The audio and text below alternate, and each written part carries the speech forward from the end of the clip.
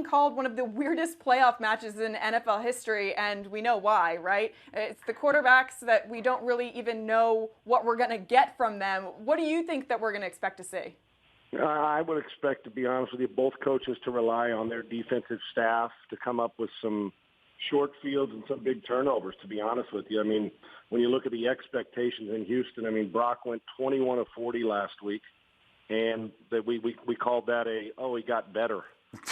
When you and I don't mean that disrespectful, but that's kind of where the expectations are. And with Tom Savage, who got the gig and then lost it again, this is an important game for Brock Osweiler, and it's important for him to reestablish that trust that we kind of, that a lot of people, not just fans, but I think the teammates are trying to wonder if he can reestablish. And so he's got to be more efficient. There's no question about it. It is weird. And then with Connor Cook coming to town and, the third guy who's never started a game in his life, he played in some big games in college. And when you lose the MVP or one of the MVP candidates, should I say, the league, and Derek Carr, and then your backup, it makes for a very interesting matchup, which I honestly believe that both coaches, Jack Del Rio and Bill O'Brien, will say, keep it close.